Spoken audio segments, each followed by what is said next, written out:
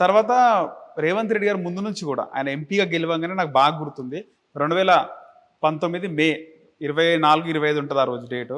రేవంత్ రెడ్డి గారు ఎంపీగా గెలిచారు, మల్కాజ్గిరి ఎంపీగా. మొదటిగా గెలవగానే నాన్నగారి దగ్గర గద్దర్ గారి దగ్గరికి వచ్చినారు. అవును ఎందుకు అప్పటి నుంచి అంటే అమితమైన ఒక కనెక్షన్ రేవంత్ రెడ్డి గారి మధ్యలో గద్దర్ మధ్యలో ఉంది, గద్దర్ గారి మధ్యలో ఉంది. అంటే వ్యక్తిగా కాకుండా ఎప్పుడైనా వ్యక్తులుగా కలిస్తే కొన్ని రోజులు కలుస్తాము, విడిపోతాం. వ్యక్తిత్వంతోని ఒక సిద్ధాంతంతోని కలిస్తే ఎన్ని జన్మలు వచ్చినా అది కనెక్టివిటీ ఉంటుంది. గద్దర్ గారు ఒక ఒక ఒక విషయాన్ని ముందుకు తీసుకొని పోవడం.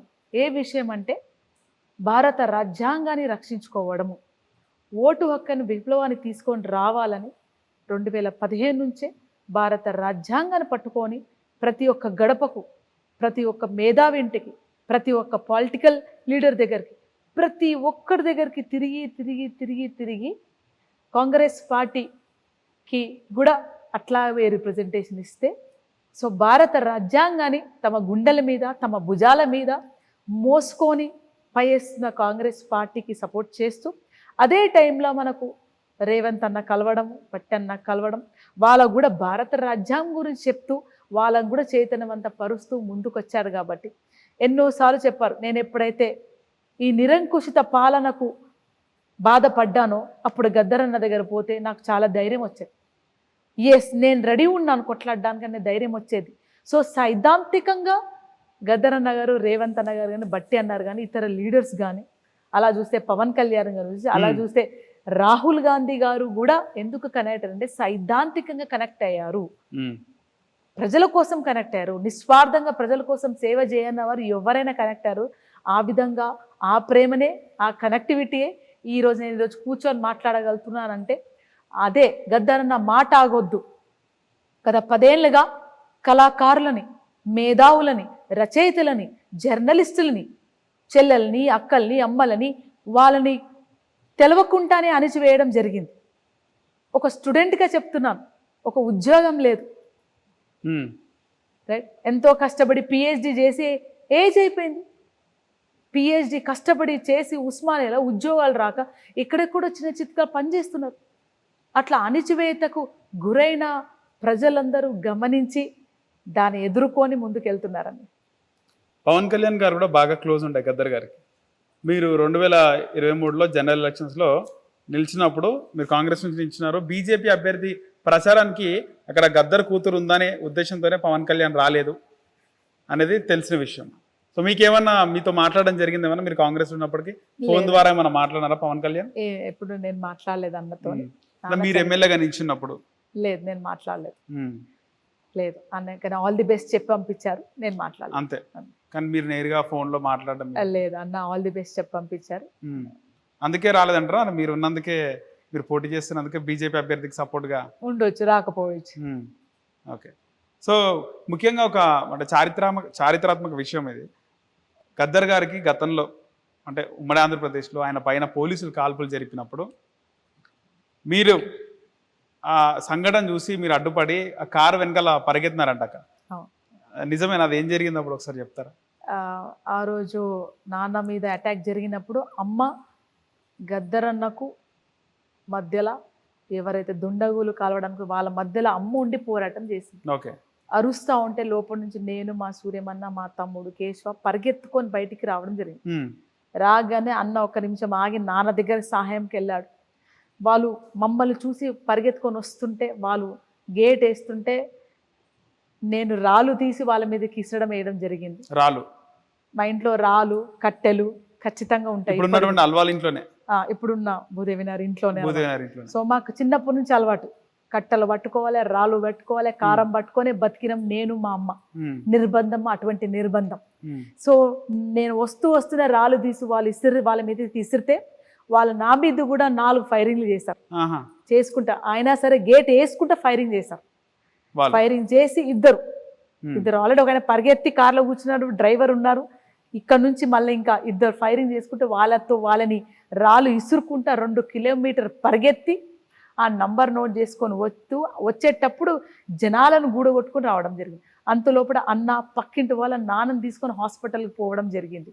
అంతలోపల నేను వచ్చి డైరీ తీసుకొని, ఎందుకంటే అప్పటికే థ్రెటనింగ్ కాల్స్ వస్తున్నాయని ఫోన్ డిస్కనెక్ట్ చేసిన డైరీ తీసుకొని ఫోన్ బూత్కి పోయి ఫోన్కి అల్వాల్ పోలీస్ స్టేషన్కి, సెక్రటేరియట్కి, డిఐజీ ఆఫీస్కి, దళిత సంఘాలకి, ప్రజా సంఘాలకి, లెఫ్టిస్ట్ పార్టీలకు, పెద్ద వాళ్ళందరికీ ఫోన్ చేస్తే, జర్నలిస్టులకు అందరూ ఫోన్ చేస్తే, ఉస్మానియా వాళ్ళకి ఫోన్ చేస్తే 6 గంటల వరకు మొత్తం గాంధీ హాస్పిటల్ అంట ముట్టడం జరిగింది. ఆల్ ఇండియా రేడియోలో అనౌన్స్ అవ్వడం జరిగింది. సో ప్రభుత్వం రియాక్ట్ అయ్యి, ప్రజలు ఇంత ఎత్తున రియాక్ట్ అయ్యారని భయానికి ప్రభుత్వం రియాక్ట్ అయ్యి గద్దరన్న నిమ్స్కి షిఫ్ట్ చేసి ఆపరేషన్ అయ్యి బతికించడం జరిగింది. బతికించిన తర్వాత నిజం తెలుసుకోవాల్సిన విషయం ఏంటంటే, ప్రజలు గద్దరన్నని మేము బతికించుకున్నాం కుటుంబం, ఒక సామాన్య కుటుంబంగా మా తల్లి, మా అన్న, మేం బతికించుకోగానే గద్దరన్నని గొప్ప కళాకారు, గొప్ప రచయిత, గొప్ప మేధావిని మేము మా ఇంట్లో పెట్టుకోలే. నానా నువ్వు పాట రాయి, మాకు పైసలు, నానా మేము ఫారెన్లో సెటిల్ అవుతాం, నా పైసలు మేము బతకాలే, నీ వల్ల మా బతుకులు ఖరాబ్ అయిపోతున్నాయి, నీ వల్ల మా బతుకులు నాశనం అవుతున్నాయి, మాకు తిండి లేదు, బట్ట లేదు, చదువు లేదు, గౌరవం లేదు, మా జీవితాలు నాశనం అయిపోతున్నాయి, నువ్వు ఇంట్లో కూర్చో, నేను బతికించావు, నువ్వు ఇంట్లో కూర్చో అని ఏనాడు, చివరి వారికి గడు ఏనాడు కానీ మా అమ్మ కానీ మా ఇద్దరు అన్నలు కానీ మిమ్మల్ని, ఆయన ప్రజల కోసం పోతా అంటే మేము ఆయనను పంపించినాం. ఇది చాలా ఇంపార్టెంట్. మేమే కాదన్న, ప్రజలందరూ అవమానిస్తున్నారు, ఉద్యమకార కుటుంబాలను అవమానిస్తున్నారు, స్త్రీలను అవమానిస్తున్నారు, జర్నలిస్టులను అవమానిస్తున్నారు, కళాకారులను అవమానిస్తున్నారు, మేధావులను అవమానిస్తున్నారు. అలా కాకండి. తెలంగాణ వచ్చిన సామాన్య ప్రజలని కదిలించాలంటే ఎవరు కదిలించిన సామాన్య ప్రజలని? మేధావులకు అర్థమైంది. 1969లో ఉద్యమము ఎలా ప్రజలకు తాకిందంటే, సామాన్య ప్రజలకు మేధావులు కూర్చొని చర్చించారు, కళాకారులు పాట రూపంలో ప్రజలకు చేరవేశారు. ఒక్క పాటతోని పొడుస్తున్న పొద్దు మీద కాదు. 1996లో భువనగిరి సభలో గద్దరన్న పాటతోని మొదలైంది mobilization of second phase of Telangana. ఆ పాట అమ్మా తెలంగాణమా ఆకలికే కలగానమా, అమ్మ నీకు వందానాలమ్మో కమ్మని ప్రేమానిదమ్మో, ఎటోల్లా మట్టి సిప్పవో కాయదొల్లా గండ్రగొడ్డలువో. ఆ పాట విని సామాన్య అట్టడుగులున్న ప్రజలకు అర్థమైందంట. అదే పాటకు resemblance next meeting 1997 Khammam Bhuvanagiri సభ లక్షలాదిగా, ఇసుక వేస్తారు రాని లక్షలాదిగా ప్రజలు వచ్చడం జరిగింది.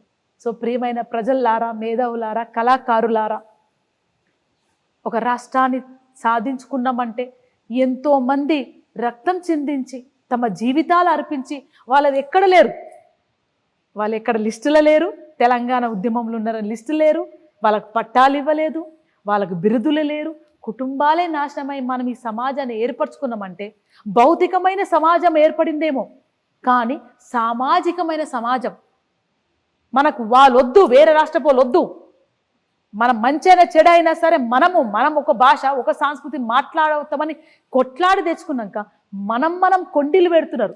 కులాల వారిగా, మతాల వారిగా, వర్గాల వారిగా, స్త్రీల మధ్య, పిల్లల మధ్య, కాలేజ్ స్టూడెంట్స్ మధ్య కొట్లాడబెట్టి మనం చిచ్చు పెట్టి బతికిస్తున్నారు. మీరు జర జాగ్రత్త. దొంగలెవరో, లంగలెవరో, మన కోసం పనిచేస్తున్నవెవరో న్యాయంగా గుర్తించండి, వాళ్ళ తరఫే నిలబడండి. తెలంగాణ ఒక ఉద్యమాల గడ్డ, ఒక నిజాయితీ గడ్డ. అమాయకులు అని చెప్పి సైలెంట్ ఉండరు. నిజాయితీ గడ్డ, నిజాయితీ వైపే నిలబడాల్సిందిగా నేను కోరుతున్నాను. హిట్ టీవీ యాప్, ఇందులో short news, live news, entertainment shows, movies, digital magazines తో పాటు మీ జిల్లా వార్తలను కూడా ఫ్రీగా చూడొచ్చు. అంతేకాదు కేజీ నుంచి పీజీ వరకు విద్యార్థులకు స్కాలర్షిప్ కూడా అందిస్తున్నాం. ప్రతి వారం 10 మందికి లక్కీ డ్రా ద్వారా ఒక్కొక్కరికి 10,000 రూపాయలు అందిస్తున్నాం.